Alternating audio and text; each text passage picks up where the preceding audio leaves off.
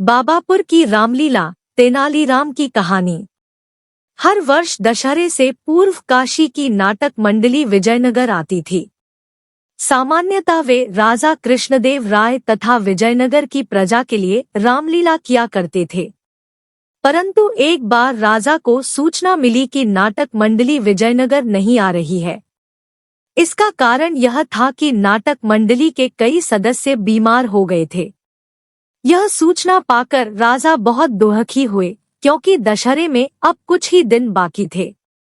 इतने कम दिनों में दूसरी नाटक मंडली की भी व्यवस्था नहीं की जा सकती थी। पास में दूसरी कोई नाटक मंडली नहीं होने के कारण इस वर्ष रामलीला होने के आसार दिखाई नहीं पड़ रहे थे, जबकि दशहरे से पूर्व रामलीला होना विजयनगर की पुरानी संस्कृति थी।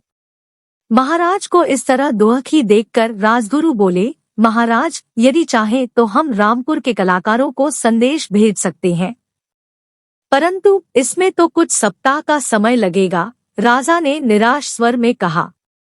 इस पर तेनालीराम बोले, महाराज, मैं पास ही की एक मंडली को जानता हूँ, वे यहाँ 2 दिन में आ जाएंगे और मुझे विश्वास है कि वे रामलीला का अच्छा प्रदर्शन करेंगे। यह सुनकर राजा प्रसन्न हो गए और तेनालीराम को मंडली को बुलाने की जिम्मेदारी सौंप दी गई। साथ ही मंडली के रहने व खाने पीने की व्यवस्था का भार भी तेनाली के ही सुपुर्द कर दिया गया। शीघ्र ही रामलीला के लिए सारी व्यवस्था होनी शुरू हो गई। रामलीला मैदान को साफ किया गया। एक बड़ा सा मंच बनाया गया। नवरात्र के लिए नगर को सजाया गया। रामलीला देखने के लिए लोग बहुत उत्सुक थे, क्योंकि इसके पूर्व काशी की नाटक मंडली के न आने की सूचना से वे काफी दुखी थे, परंतु अब नई नाटक मंडली के आने की सूचना से उनका उत्साह दोगुना हो गया था। महल के निकट एक मेला भी लगाया गया था।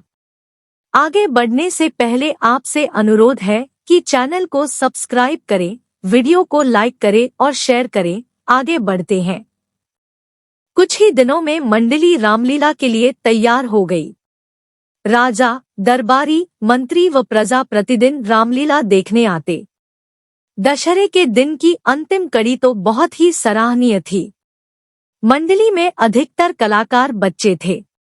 उनकी कलाकारी देखकर लोगों की आंखों में आंसू तक आ गए। आगे बढ़ने से पहले आपसे अनुरोध है कि चैनल को सब्सक्राइब करें, वीडियो को लाइक करें और शेयर करें। आगे बढ़ते हैं। दशहरे के पश्चात राजा ने कुछ मंत्रियों तथा मंडली के सदस्यों को महल में भोजन के लिए बुलाया। भोजन के पश्चात राजा ने मंडली के सदस्यों को पुरस्कार दिया। फिर वे तेनालीराम से बोले, तुम्हें इतनी अच्छी मंडली कैसे मिली? बाबापुर से महाराज, तेनालीराम ने उत्तर दिया। बाबापुर? यह कहाँ है? मैंने इसके विषय में कभी नहीं सुना, राजा ने आश्चर्य से पूछा।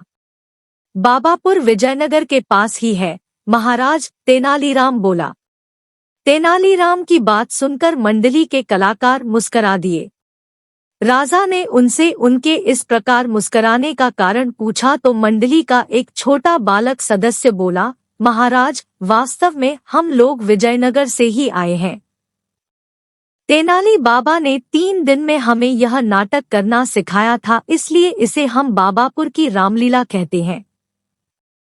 यह सुनकर राजा भी खिलखिलाकर हंस पड़े।